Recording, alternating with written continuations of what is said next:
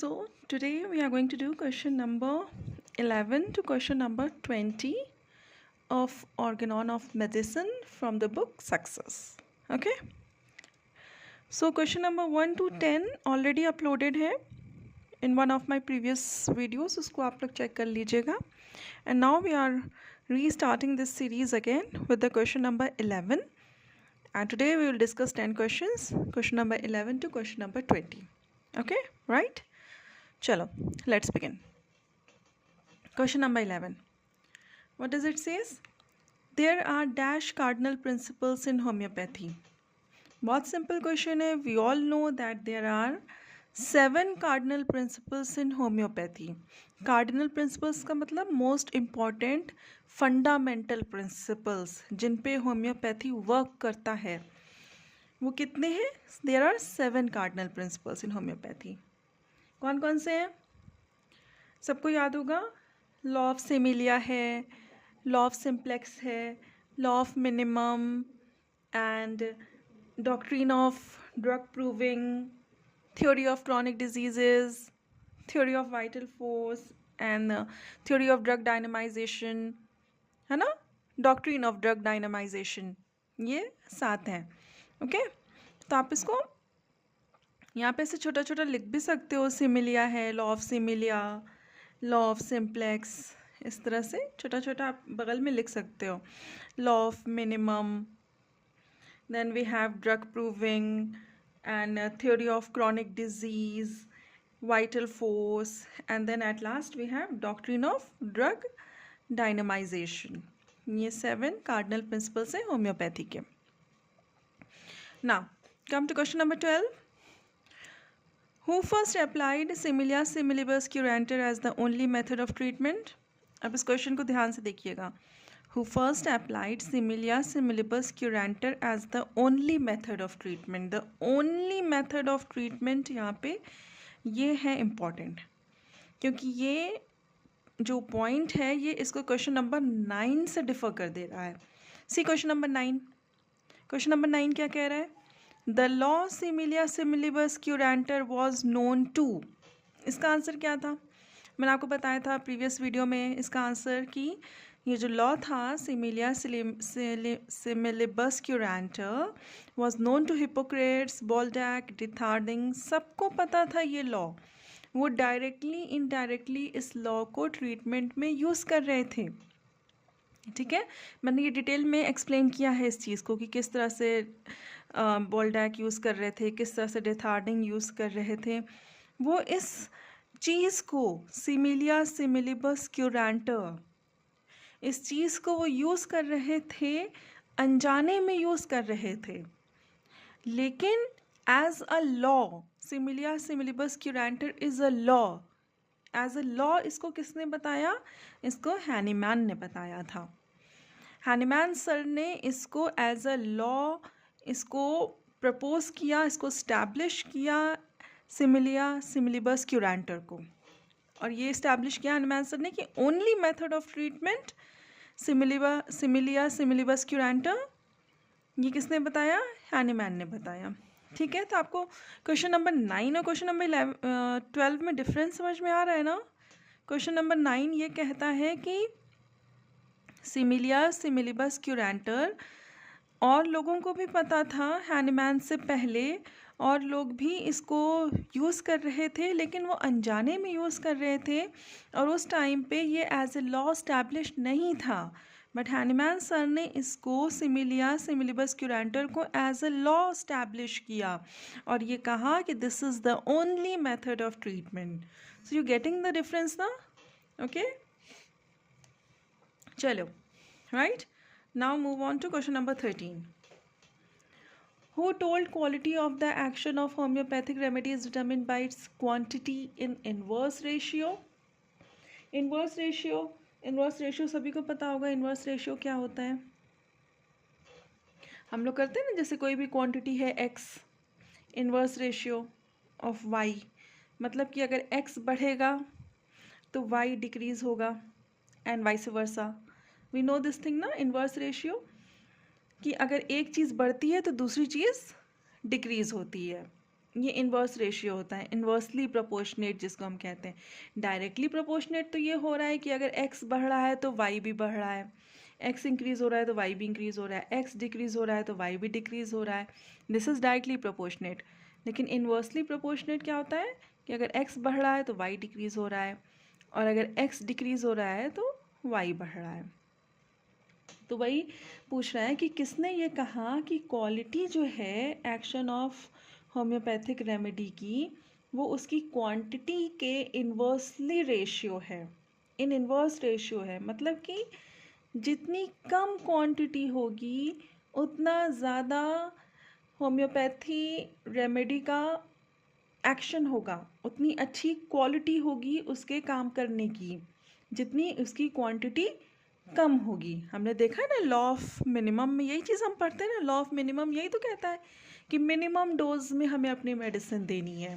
तो जितना हम मिनिमम डोज में मेडिसिन देते हैं उतना अच्छा वो वर्क करती है। अब ये बात किसने कही थी? ये बात कही थी फिनके ने। Okay, FINCKE। तो इसको याद करने के लिए एक छोटा सा ट्रिक है। देखो, इन्वर्स में भी IN आ रहा है, इन्वर्स, और इनके नेम में भी IN आ रहा है फिनके, और किसी के नेम में नहीं आ रहा है। यू कैन सी किसी के नेम में IN नहीं है, फिनके के नेम में IN आ रहा है, और ये इन्वर्स। तो ये छोटा सा ट्रिक है इसको याद करने के लिए। ओके, चलो now next move to question number 14। Hahnemann experimented dash year to discover chronic disease. Hahnemann को कितने साल लगे थे क्रॉनिक डिजीज़ को इस्टेब्लिश करने में, डिस्कवर करने में? 12 ईयर्स लगे थे। टोटल कितने साल लगे थे क्रॉनिक डिजीजेस के लिए? 12 years. Just learn these points by heart. Okay, इनको बस आप लर्न करो अच्छे से। 12 और 14 में कन्फ्यूजन होता है, so keep this in mind. Handman sir took 12 years to discover chronic diseases. Now comes question number 15. The word organon derived from dash word organum. हम जानते हैं ऑर्गेनॉन डिराइव हुआ है ऑर्गेनम वर्ड से। अब ये पूछ रहा है कि ऑर्गेनम क्या है? ये एक ग्रीक वर्ड है कि लैटिन वर्ड है कि जर्मन है कि इनमें से कुछ नहीं है। ओके, तो ऑर्गेनम क्या है? Organum is a Greek word. Fine, organum क्या है? ग्रीक वर्ड है जिससे कि ऑर्गेनॉन डिराइव्ड है। Okay, question number 16। Organum means, organum जो कि एक ग्रीक वर्ड है, अभी आपसे पूछ रहा है कि ऑर्गेनम का मतलब क्या होता है। ये एक लिटरेरी वर्क है, साइंटिफिक इन्वेस्टिगेशन है, इंस्ट्रूमेंट ऑफ थॉट है, और ऑल। तो इसका आंसर है, tell me the answer. Answer is D, कि ऑर्गेनम का मतलब होता है एक लिटरेरी वर्क भी है, ये एक साइंटिफिक इन्वेस्टिगेशन भी है, ये एक थॉट प्रोसेस भी है, और ये इन तीनों को हम ऑर्गेनम मिला के बोलते हैं। चलो अब यहाँ पे देखो, see question for this question look at page number 184। 184 पे देखो, लुक एट पेज नंबर 184। इसमें यहाँ पे ये लाइन आप देख सकते हैं कि organon is a Greek derivation of the word organum which means literary work, a method of scientific investigation, instrument of thought, system of logic, and this fourth point ये भी आपको learn करना है, an instrument for affecting in best manner a certain end। R. Hughes ने ये बात बोली थी, ठीक है। ये सेंटेंस किसने दिया था? ह्यूज सर ने ये सेंटेंस दिया था, can instrument for effecting in best manner a certain and. तो हमें ऑप्शन में, अभी जब हमने ये क्वेश्चन देखा, क्वेश्चन नंबर 16 जो हम कर रहे थे, तो हमें ये तीन उसने ऑप्शन में दिया कि ऑर्गेनम लिटरेरी वर्क है, साइंटिफिक इन्वेस्टिगेशन है, थॉट है, सिस्टम ऑफ लॉजिक है। ये पॉइंट हमें नहीं दिया था, लेकिन हमें ऐसे भी क्वेश्चन आ सकता है कि हमें ऐसे दे दें कि ये स्टेटमेंट दे दें, तो आपको ये पता होना चाहिए कि हाँ ऑर्गेनम का मीनिंग ये भी है। ऐसा ना हो कि आप सोचो कि नहीं ये तो हमने पढ़ाई नहीं है। So you should know that this also comes in the definition of organum, जो कि R. ह्यूजेस सर ने इसको ये चीज़ दी थी, ठीक, चलो, now let's come back to our questions.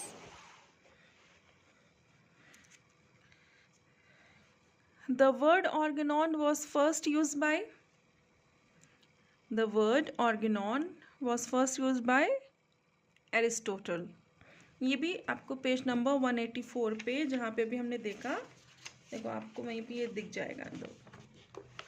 Aristotle ने, देखो see the point, the word was first used by Greek philosopher Aristotle. ठीक, ऑर्गेनॉन वर्ड सबसे पहले किसने यूज किया था?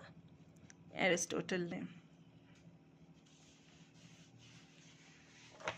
Okay, then comes question number 18. Novum Organum was written by Lord Francis Bacon. Lord Francis Bacon ने Novum Organum लिखा था. अब आप मुझे ये बताइएगा कि नोवम ऑर्गेनम किस लैंग्वेज में थी. अगेन आपके ऑप्शंस वही हैं, ग्रीक, लैटिन, जर्मन. ओके, मुझे give me the answer of this question in the comment section. Novum Organum was written by Lord Francis Bacon in which language? It was written in Greek, Latin or German. Answer this question, okay? Right? Chalo. Question number 19. Organon of medicine was written by? Very simple question. Organon of medicine, it was written by Hahnemann, sir. Now comes question number 20. First edition of Organon of medicine was published in 1805, 1808, 1810 and 1819. First edition of Organon of Medicine. It was published in the year 1810. Confusion होगा 1805 से, क्योंकि हम लोग ने 1805 बहुत ज़्यादा बार पढ़ा है. लेकिन 1805 में क्या था? फ्रैगमेंटा डी विरिबिस मेडिकामेंटोरियम पॉजिटिविस, ये बुक आई थी. फ्रैगमेंटा डी विरिबिस आई थी. ठीक है, 1805 में फ्रैगमेंटा डी विरिबिस आई थी. 1810 में first edition of Organon of medicine publish हुई थी. Fine. So these were 10 questions till question number 20, and next video we will continue this series and we'll do question number 21 to question number 30. Till then आप लोग अच्छे से revise करिए, study well. And if you have any doubt, any confusion, please let me know in the comment section. Okay, thank you so very much.